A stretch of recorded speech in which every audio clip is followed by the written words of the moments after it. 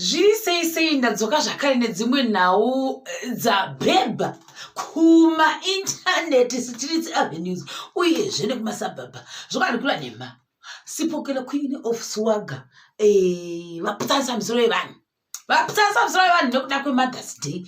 Hazvina kushata Mothers Day yanga iriko iwo musvesvondo vaipiwa makeke, vaipiwa majujeti, vaienda kumatiri pamwe vachibhururuka, vamwe vatengerwa shangu, vamwewo havana kurangarira vabereki vavo. Zvinhu zvakasiyana zvaiitika musi wesvondo. Vamwe ndokuti vabereki vedu vari kumusha nekutoti tinotota postponed Mothers Day just to appease them. Nekuti paunenge uripo distance is totally a barrier. What you can only do is to send a message kuti happy Mothers Day. Nasi I am dressing like this in the exquisite way of the Queen of Swagger. Why? Because Queen of Swagger vanova ivo Pokello, vanova ivo Mainathan, vanova ivo mama of baby twos vanetsa. Indoti kuchanyanya kunetseka pavanhu chii chanyanya kukonzeresa bheke zvokwadi ndikura nemabheke rabhebha bheke ranetsa zisingamboiti zvekutoti kutangwa ndikuita kudai ndambofungwa kuti saka mufundisi wepakaimba vachiti bheki rangu vakanga vaita the prophesy of the prophecies chikachichakaitika I don't know nekuti right now this bag is having issues pamainternet streets nemaavenues.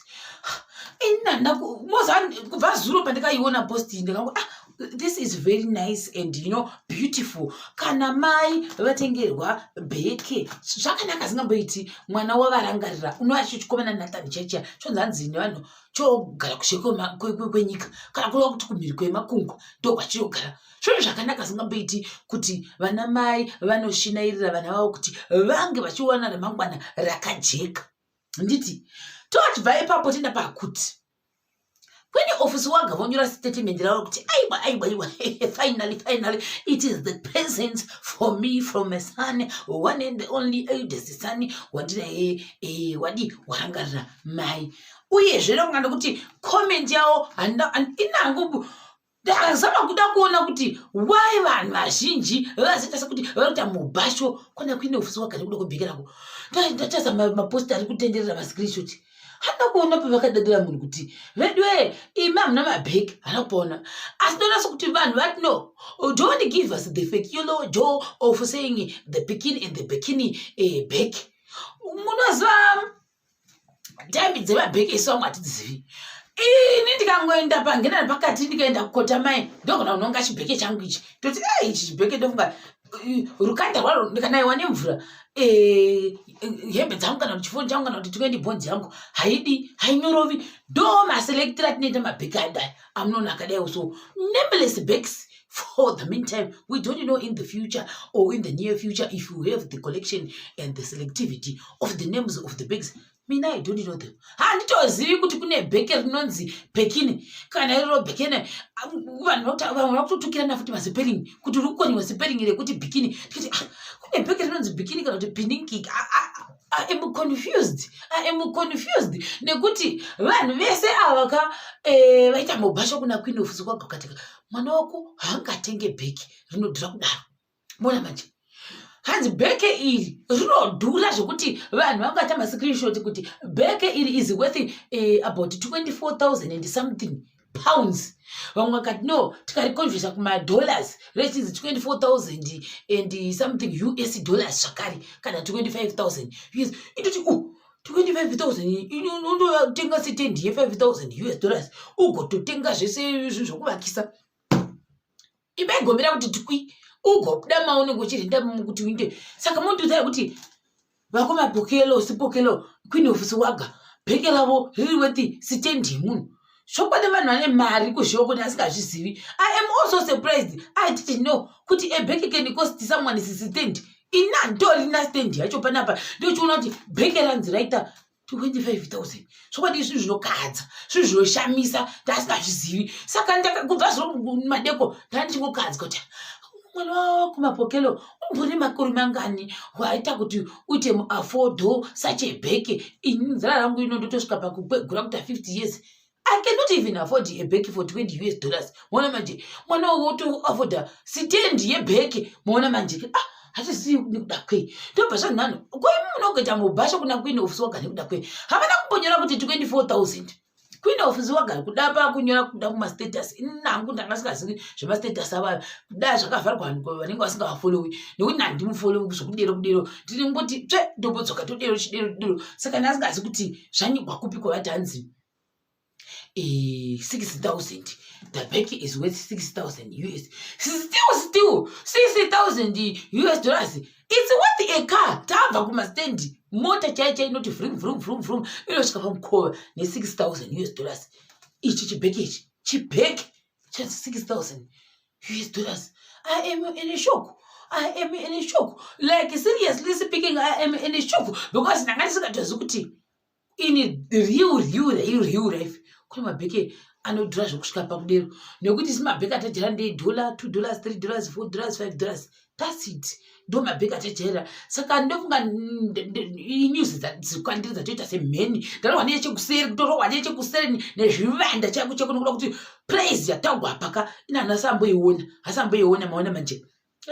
Sezvo ndosaka vachinzi queen of soka vanhu vopopotera zvokwadi queen wenyika nokuti queen vanochena shwa the only person who can chena ndo varudero kuti watira nhema zvikadzi vanhu varamba unonzi kutambisiwa bhora sina mweya nekuda kwekuti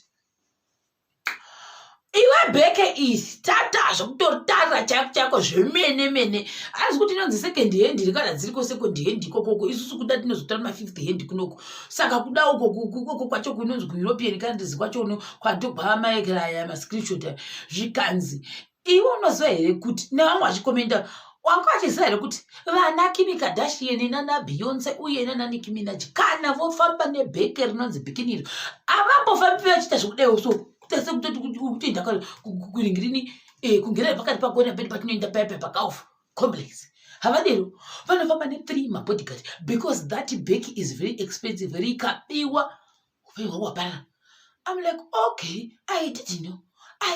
Seriously speaking, these things zvimwe zvatohwa namwe anogara kuzhe kwenyika ka zvinotikadza zvotishamisa kuti kuzhe kwenyika kwacho kwega zvakawanda zvatisingatozivi tiri kuno kuzasi kuno tasingatozivi kuna kuti tinotori nesure vamwe vatova kumberi neupenyu isvazi tichisure tichiteera chingodai tichinanaira hedu tiri zvikamba tiri mumusoro mavo muyomuyo indochifunga kuti seka munhu kutoti ufambe nebheke rake unofanira kutowana mugadhi shuwa kuti unotsvaga mugadhi chiri kuti ndigadhewo ndichambofamba nebheke rangu muzuva ranhasi reti 24,000.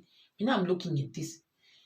Jesus, I don't understand. Vamwe vakati zvakana basa izvozvo muzvambo kuti udza kuti bheke rakaita 6,000 24,000 isune $5 achoni zvanga zvakangonaka zvakare. Vanhu vakati munoreva nhema tokuinda vanhu kuinternet kunotasa kuchina kuti Chinese bags arikuita mari zvikanzi ariko kuno mafotokopi wari kuita mari yakati mamwe $35 mamwe $40. Me, I'm confused. I'm thinking, so are they trying to say kuti mwana wao akatenga bheke kuchina $40 then rikanzira rakaita 6,000? What are they trying to say? Vamwe ndokuti argument yekuti no, you people, you don't understand, you don't know what you're talking about. Mwana wako mapokelo, mwana wasi pokelo uri kutamba bhora. For your own information, kana munhu uchitamba bhora ariko kuzhe kwenyika uku unenge uchitambira mari nemvuri. Ndo zvamusiri kuziva izvozvo nekuti mwana wavo wamenanzi European League or something ikoko kwaanenge achikava bhora ari ikoko kumhiri kwemakongoko zvikana vamwe aiwa nyangwe mukadero zvenyu kuti unokava bhora ariko kumhiri kwemakongwa ikoko handifungi kuti ungaofodha kutenga bheke inoita mari iyoyo zvikana aiwa what if mwana akabva kare achisevha mari yekutengera mai vake bhekeri? How do you know? Pamwe kubva gore rapera wanga achingosevha mari yekutengera mai vake present yeMother's Day. Moziva sei imoda kutanga kutoudzira mwana iye kuti nhema dzake atambiri makete zikanzi aiwozvo. Ndo saka isusu vanhu tinese chisarira sure nekuti izvezvi mwana uyu Pokello vainyatsa kuziva kuti pane mongonde papi. Ndo saka vakaspecialize nesporting yemwana wavo chiziva kuti sporting it pays. Wona manje mwana wavo chipedza uri kungosvika pamwe achitogara muzandanda atopasa goma atovakaimba chitopinda nemugoma maimwana achitoita vhoka nechobuda achitoitsindira pa kuti isabuda china mudenga nekuti unenge une mari inonhuhwa mwari nemubvuri takakwatotoda kudai natandiyo chatoita the first yekera kuto akana kuti pamwe the 10th I don't know kuna nasimba kuna nani vakaenda vakawanda kuzvoko kunotambira matima saka kuda paane pedza wacho kuti ndizoti uri kuuniversity of football I have no idea kuti ndizive kuti uri kuhigh school of football I don't know asi uri ikoko kwanzi unogara bhora ikoko atambira mamwe matima kudawo chiri kujunior but still uri mujunior kudero I'm sure ndofunga vanenge vachitotambira mari itori nani kudarika isusu vanenge vachitsava zvakare saka asi vanhu havasi kuzvitendera vanhu hava kuzviramba saka some of the people they were educating vanhu kuti this bag can be nothing kwahari iyi because team kana achitambira zvasiyana nekuti afcon uri kutotambira iwo maligi saka kana utambira league ibva maziva kuti even mota ye30,000 unogona kuitoitenga paanopedza zvaari kutoita izvozvizvo saka ndati handisi kuti uri school of football here kana kuti university of kicking balls I don't know kuti inonzi chii kwaari ikoko so ndo zviri kuitika izvi vamwe ndokutanga kutaura kuti kuini vadi akaunti yavo achiwanikwi unogumirira zvokuya uzondokudzwa kutorera vanhu kuti anzi musada kutorevera nhema kuti bheki ranyu rakaita 6,000 rakaita tikuikira bheki rero it's a fake bheki mungamirira izvo toenda neakaunti yangu handiti akaunti yayo kuti isvike pa700 something mafollowers inhau yekuti mune muchiita follow yacho niyoyoyo saka kuda ndingwati aiwa indombodi ndombobva painda ndosodzoka mutaimta chandozanga ndechekuti Queen of Swagger vanenge vachimboita hide and seek zvavo vachiita iyo vari kuita but when she comes back someone is gonna pay dearly because vachaita mukulepo kuna vanhu zvavo vaita revived the revivist ndo zvavachakwanisa kuita izvozvo ende vanhu vachapindurwa ndozvandosa Queen havapererwi nemashoko Queen of Swagger havapererwi nemashoko kana vada zvavo vachadzokera vanhu vese vamwe vanenge vada kuzovadira vachiti ndosaka bheki anotokubvunza kuti saka iwe wafunga kuti tatini bheki racho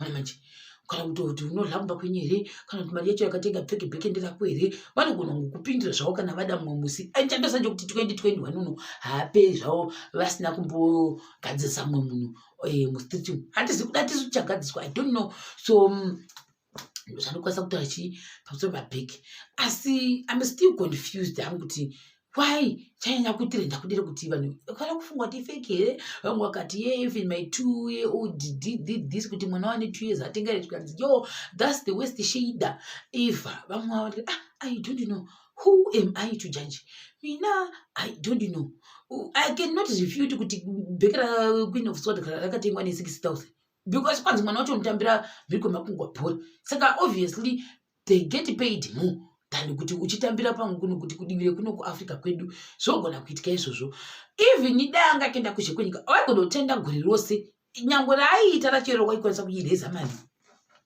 odi otenga never know pamwe akaita 2 years achisefa kuti atengere mai vake bheki zvinhu zvokwanisa kuitika izvo vanhu havasida kungosviwa vamwe vakati pane zvawachitengera bheki akati mwana ndiye amutengera kuti I don't know how they know kuti mwana unotambira mari kana kuti the well being yake yese welfare I'm not so sure kuti vari kuzvisiva sei vanhu vese vari kuita mbasho kune nyaya yebhekerani Queen of Swagger vamwe vakati zvakare handi kuri anema mazibapopota zvokwadi shuwa vanhu vangaenda kunoita kwazvikanzi kuti asirebhutsari mutambo kakashata zvikwadi nokuti konezvi gugu yaswera ichihwa kuti fekene yoyoyo ndiani inoita mari uye zvogwa sei nekunyora iseni ruondo yokuti sometimes there are futures pamwe anoita kana kuti yekera iyoyo features anoitwa pabheke iroro the original racho rinodhura kudiro kuti kanzi kana pasina chikiri kana kuti pasina chakati kana kuti plastic proof kana kutoti iwayaya yakangoita yekera bepa unorihwa here. Now I'm confused kuti saka vanhu varihwa sei pa internet kuti izvi zviri mufeko uyu asi mufeko I don't know nekuti isu kwesu tinenge tichingofunga kuti zviri zvakamonaka saka pane zvino ndo nyaya iripo yananya kunetsa yeiro rebhekerani raQueen of Swagger nenyaya yekuti hanzi inhema ifeke bheki vamwe kati hino ndo wananya kufarira kuunboxa mabrands zvichafamba sei. The lady is taking the bag quietly and achitera bag achisa mubudu every day. So let me just say happy Mother's Day kune vese vane vakaitawo na Mother's Day one vese nyamoni vasingatizwi kana kuti tisingaziwo isusu tinongoti happy Mother's Day. Kota mongwati populota, but why are people being so mean to these celebrities? Waposta mai vake achiti happy Mother's Day. Why are you bashing the person kuti waposta mai vake? So kamuda kuti hadi munhu ari pa internet wamunofana kuti amutageto ndiye celebrity, not the mother. The mother did not choose the life yekuenda pa social media. So why are you bashing the mother? Muona manje basha munhu wenyu kwete kuti makamuvenga munhu moda kutanga utoti isusu ndasitazobatira pano tochikubashira mai vako. That doesn't make sense. Like seriously speaking, how does that make sense? I don't know. Saka nyaya yeMother's Day ka ikunetsa zvayo achadza kuti kunosaka achadzoka zvawo dzoka anzoka kuna kwaangaenda life of social media ndo chaiyo 700,000 followers hasi kuseka nawo ngoti wangosiyaka kuti anzi not found. It's hidden somewhere. It will be published again when she finishes celebrating the Mother's Day. Vachadzoka zvawo ende vanenge vachita kudzorera munhu anenge ada kuvatokonya vanenge vane simba energize vamwe vabooster chere kunyatsa kuti ndoda kuzvioneni munhu ndoda keyboard warrior ada kundijairira. Saka vambosiya havo vanhu kuti vambotaura asi vari kutrenda vune mapika handisi kuti why are people jealousy? Is it jealousy? Is it genuinity? Is it what? Is it not understanding? Is it what? Is it trending of the people of the celebrity? I have no idea. Chakubate zvakare pachikamu zvinotevera.